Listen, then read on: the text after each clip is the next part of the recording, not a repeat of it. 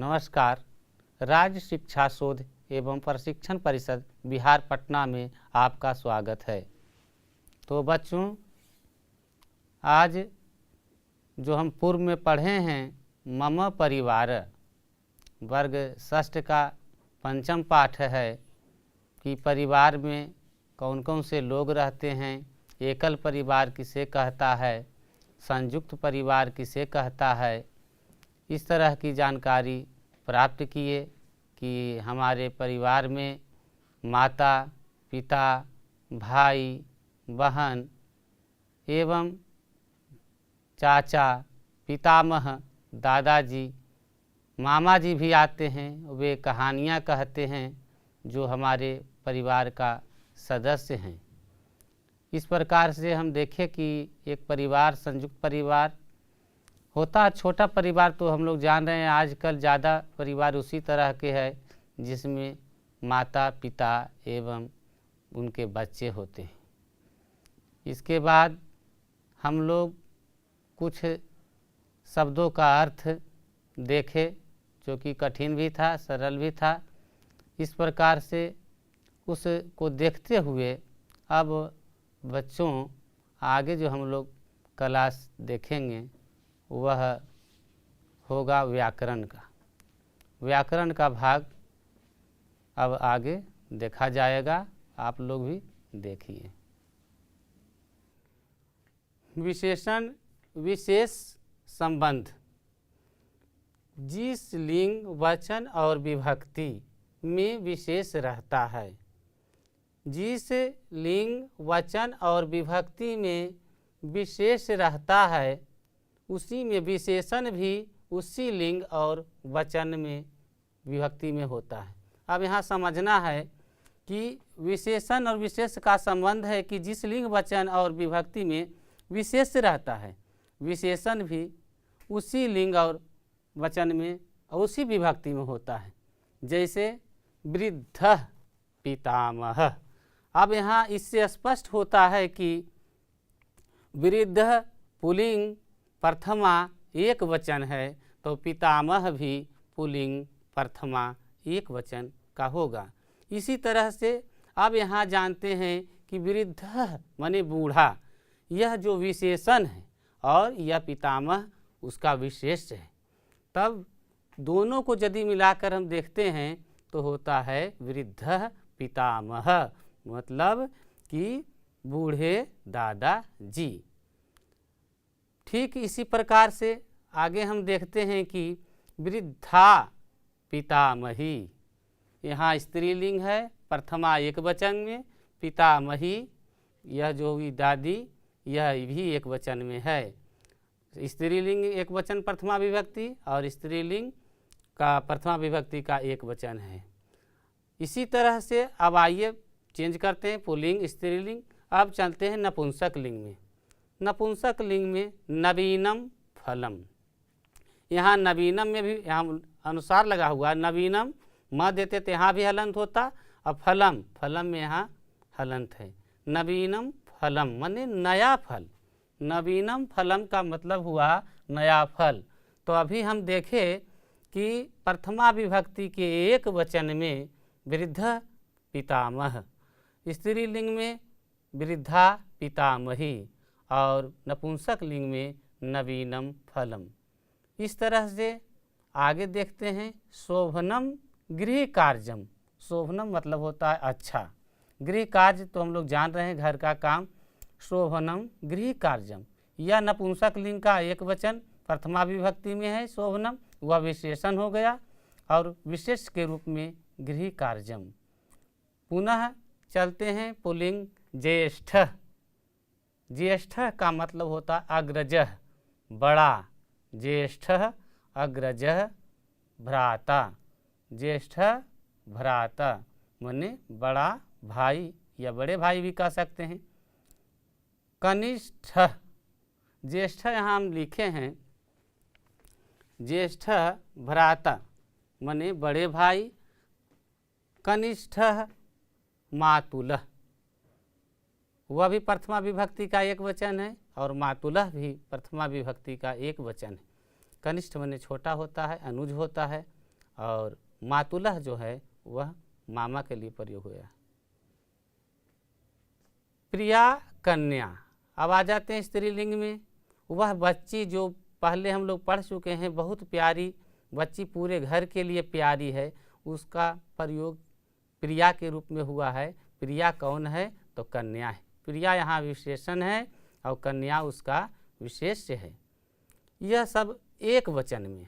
आगे हम देखते हैं कि बहुवचनांत या चतुर्थी विभक्ति में या सप्तमी विभक्ति में किस तरह से होगा। तो कुशलाः छात्राः, यहाँ देख रहे हैं कि कुशलाः बहुवचनांत है विशेषण, और छात्राः भी बहुवचनांत है। छात्रा, छात्रौ, छात्राः, कुशला, कुशलौ, कुशलाः।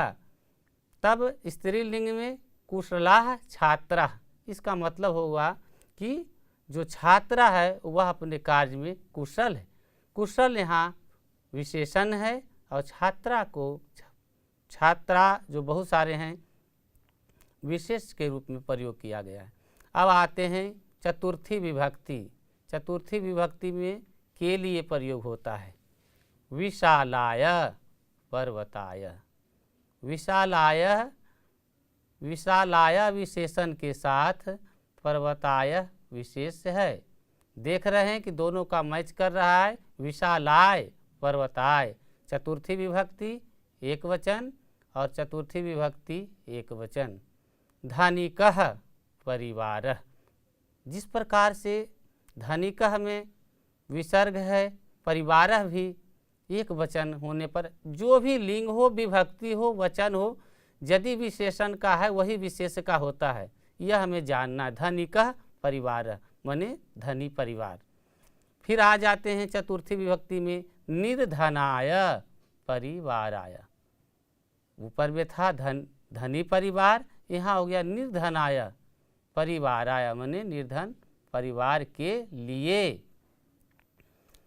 उसके बाद सप्तमी विभक्ति विशाले प्रांगणे। विशाले का मतलब होता है बड़ा और प्रांगणे आंगन में, यहाँ सप्तमी विभक्ति होती है। विशाले प्रांगणे। तो अब हम लोग देखें कि विशेषण और विशेष का संबंध उसी प्रकार से है कि जिस प्रकार लिंग, वचन और विभक्ति में विशेषण रहता है, ठीक उसी प्रकार लिंग, वचन और विभक्ति में विशेष होता है। अब आगे देखते हैं। अब अव्यय के रूप में इसमें अपि का प्रयोग हुआ है। अपि मतलब भी। यह क्या है? यह एक अव्यय है जिस शब्द के साथ लगता है। अपि जहाँ भी जुड़ जाता है उसके अलावा समझिए कि और कोई भी है। अपि का मतलब भी, जिसे अहम अपि, तो मैं भी, तो मैं तो हूँ ही, इसके साथ और कोई भी है, यह अर्थ देता है। अब जैसे अहम अपि गच्छामि, मैं भी जाता हूँ या जा रहा हूँ, अहम अपि गच्छामि। तब यहाँ है कि मैं जा रहा हूँ, मैं भी जा रहा हूँ, कि मतलब होता है कि और भी कोई साथ है जो निश्चित नहीं है कि कौन है। इसका अर्थ स्पष्ट है कि जहाँ भी अपि लगेगा वहाँ समझिए कि साथ साथ कोई और है। स्वसा अपि अस्ति मतलब वहन भी है। कौन है साथ में? स्वसा अपि अस्ति, वहन भी है। इसका मतलब है कि उसके साथ दूसरा व्यक्ति भी है। गृह कार्यम अपि करोति, तो घर का कार्य भी करते हैं। क्या करते हैं? कि गृह कार्यम अपि करोति, घर का कार्य भी करते हैं। इसके अलावा, गृह कार्य के अलावा और कुछ भी करता है। इसमें ही दर्शा रहा है कि गृह कार्यम के साथ वह और किसी दूसरा कार्य को भी करता है। यहाँ विसर्ग संधि का उदाहरण है। कह अपि होता है को अपि। यह जो है अ पूरा न होकर के हाँ इसका इस प्रकार से ड आकार का हो जाता है कॉपी, आधा अ पढ़ा जाता है। कोई, कह अपी का मतलब कोई। यहाँ अपी का अर्थ अनिश्चित है, यह अनिश्चय के रूप में प्रयोग हुआ है। कोई कौन है यह तो किसी को पता नहीं है। अव्यय के रूप में अपी का इस प्रकार ही इसमें प्रयोग है। और समझिए कि यदि लगता है अहम अपी त्वम अपी, यदि अहम अपी है तो अहम अपी तो हो गया पठामी, लेकिन त्वम के साथ यदि लगेगा त्वम अपी तब वहाँ हो जाएगा पठसी, त्वम अपी के साथ पठसी। राम अपी, यदि राम के साथ है तो राम अपी चलती। इस तरह से अपी का प्रयोग, राम भी जाता है, इसका मतलब है कि और कोई उसके साथ है। इस सिर्फ यही जानना था कि अपी अव्यय का जहाँ प्रयोग होता है वह अनिश्चितता के रूप में होता है। और जानिए कि यह अनिश्चय है, इसमें इसका अर्थ होता है कोई। अब आगे देखते हैं। अब तीसरा में हम जानते हैं, इसका दो भाग है क और ख, कि जिन शब्दों के अंत में म हलंत रहे। क्या होता है कि जिन शब्दों के अंत में म हलंत रहे और उसके बाद यदि कोई व्यंजन वर्ण को आराम से होने वाला जो शब्द है उसको जोड़ा जाए, तब जोड़ने पर क्या होता है कि जो म हलंत है, यहाँ देखिए म के साथ इदम हलंत है, जोड़ मम म, इसको पढ़ते हैं मम। यदि यहाँ हलंत लगा देंगे तो हो जाएगा मम, आधा म का प्रयोग होगा। इदम जोड़ मम, यहाँ व्यंजन वर्ण है तो इसका क्या हो जाता है कि अनुसार हो जाता है, द पर जाकर के यह अनुसार हो गया, म यह समाप्त हो गया, इदम मम। इसी तरह से बहुत सारे शब्द होते हैं, जैसे खटवायाम,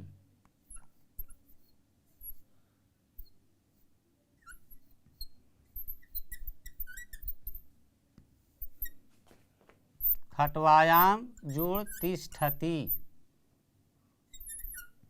कहाँ बैठते थे दादाजी? खटिया पर बैठते थे।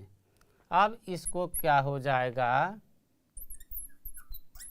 खटवायाम, इस तिष्ठति अपना मूल रूप में रहेगा। खटवायाम म हलंत है, म समाप्त हो गया, ई या पर आकर के अनुसार के रूप में बैठ जाता है, हो गया खटवायाम तिष्ठति। इसी तरह से जितना भी है कार्यम करोति, कार्यम करोति। अब यहाँ हो जाएगा कार्यम करोति, ये तो मूल रूप में रहेगा, इसको में कोई चेंजिंग नहीं होता है, सिर्फ यहाँ म हलंत जो है वह अनुसार बन जाता है। वयम सर्वे, वयम जोड़ सर्वे, वयम जोड़ सर्वे, यहाँ हो गया वयम सर्वे। इस तरह से सेवाम कुरुतः,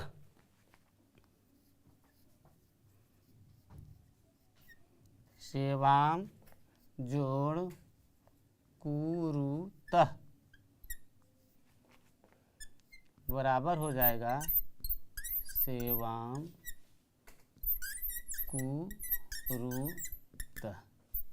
इस तरह से जितना भी आएगा म हलंत है वह अगला जो इसका जुड़ करके शब्द होता है उसमें अनुसार बन जाता है। बाकी इसके बाद जो व्यंजन वर्ण का शब्द जुड़ा हुआ है वह मूल रूप में रहेगा। जैसे खटवायाम, खटवायाम तिष्ठति, माने खटिया पर बैठता है या रहता है, वहाँ हो गया खटवायाम तिष्ठति, वह अनुसार हो गया। कार्यम करोति, कार्यम में हम देख रहे हैं कि यहाँ म हलंत है, कार्यम करोति, वह हो गया कार्यम, यहाँ अनुसार हो गया करोति। इसी तरह से जो भी शब्द है वयम सर्वे, वयम सर्वे, म जो हलंत है वह यहाँ आकर के हो गया वयम सर्वे। इसी तरह से है सेवाम कुरुतः, म हलंत, यहाँ देखिए वह पर अनुसार आ गया। यह तो हो गया व्यंजन वर्ण की बात। अब जिन शब्दों के अंत में यदि स्वर वर्ण लगा हुआ हो, व्यंजन नहीं लगा हुआ हो, यहाँ व्यंजन वर्ण है, व्यंजन नहीं लग करके स्वर वर्ण से यदि आरंभ हो तो उसमें क्या होगा? इसमें तो म हलंत है जो अनुसार हो जाता है, लेकिन यदि स्वर वर्ण हो, यहाँ इदम के बाद यदि स्वर वर्ण हो तो उसका क्या होता है? अब इस पर जानेंगे कि क्या होता है। यहाँ म है, म हलंत के बाद यदि कोई स्वर वर्ण आए, इसी पर बात कर रहे थे कि स्वर वर्ण आए तो वह क्या होता है। जैसे त्वम,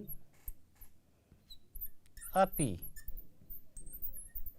यहाँ हो जाएगा त्वमपि। यह जो म है, हलंत म जोड़ अ बराबर पूरा म होता है। हलंत में यदि यहाँ आ जाएगा तो यह माँ हो जाएगा, तो यह दीर्घ रूप में चला जाता है। आगे देखते हैं।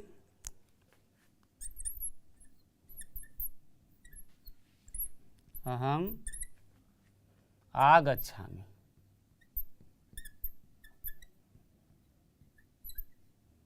अहम आगच्छामि माने मैं आता हूँ। त्वम अपि, तुम भी।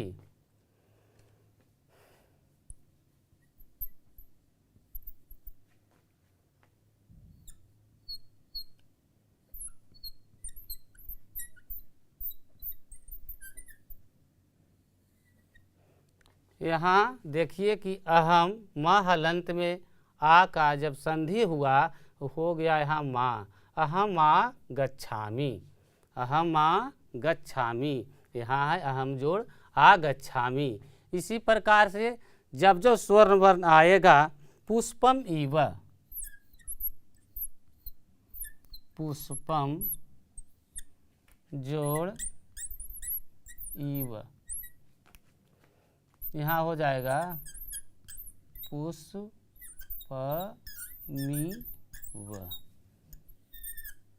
पुष्पम जोड़ इव, पुष्पमिव, पुष्पमिव। इव मने समान, इसके समान होता है। पुष्पम फूल के समान, यहाँ हम लिख सकते हैं।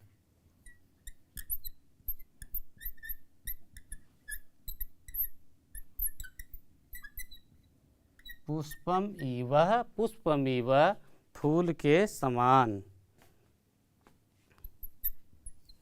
अयम जोड़ उष्ट्र, उष्ट्र का मतलब ऊंट, उष्ट्र का मतलब ऊंट। अयम उष्ट्र जब यहाँ जुड़ जाएगा हो जाएगा य म, जो देखिए म हलंत वो होगा, यहाँ मुँह हो जाएगा। बाकी जो है इसी तरह से रहेगा। अयम मुष्ट्र, यहाँ है अयम उष्ट्र, यहाँ हो गया अयम मुष्ट्र। इसी प्रकार से स्वर संधि जब स्वर शब्द आए म हलंत के बाद, हाँ गृहम अपि आया था शब्द, गृहम अपि, बस उसी तरह से जोड़ देना है। गृहम, म आ जुड़ गया, म हो गया, अपि, गृहम अपि। यहाँ है म हलंत जोड़ अ बराबर गिरी, ह तो है ही, यही चेंज होता है। म जोड़ अ पूरा म हो गया, गृहम अपि। इस तरह से संस्कृत में, अभी इसके पहले हम लोग पढ़े थे व्यंजन वर्ण के बारे में, अब स्वर वर्ण के बारे में। सुखम, सुखम अपि, ठीक इसी तरह से हो जाएगा सुखमपि।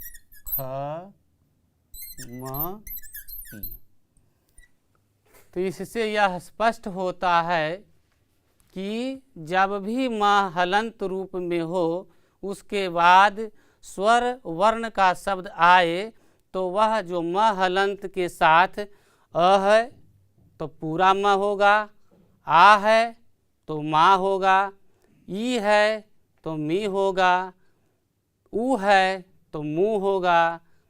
इस तरह से होता है। पहले हम लोग देख चुके हैं त्वमपि त्वमपि, अहम आगच्छति अहम आगच्छामि, पुष्पम इव पुष्पमिव, अयम उष्ट्रः अयमुष्ट्रः, गृहम अपि गृहमपि, सुखम अपि सुखमपि सुखमपि हो गया। इस तरह से आज हम लोग व्याकरण में देखे विशेषण विशेष्य के बारे में, उसके बाद देखे अपि अव्यय के बारे में जो अनिश्चितता का रूप है, अनिश्चयवाचक है। उसके बाद देखे कि म हलंत होने पर यदि व्यंजन वर्ण आता है तब क्या होता है, यदि स्वर वर्ण आता है तब क्या होता है। यदि व्यंजन वर्ण आता है तो हम देखे थे कि वह जो म हलंत है वह पूर्व के शब्द के पहले जाके अनुसार रूप में जुड़ जाता है और वह जो उसके बाद वाला जो शब्द है वह मूल रूप में रहता है। लेकिन यहाँ यदि स्वर आ जाता है तो इसमें चेंज हो जाता है, अलग हो जाता है, त्वमपि, इसका संधि होता है। इसी प्रकार से आज व्याकरण पाठ में हम लोग देखे कि स्वर वर्ण के साथ इसका क्या संबंध है, व्यंजन वर्ण के साथ इसका क्या संबंध है, विशेष विशेषण का क्या संबंध है, और अपि यह जो अनिश्चितता का है, अनिश्चय है, इसका क्या संबंध है। आगे हम जो प्रश्नोत्तरी है वह अगले क्लास में देखेंगे। तब तक के लिए नमस्कार, धन्यवाद।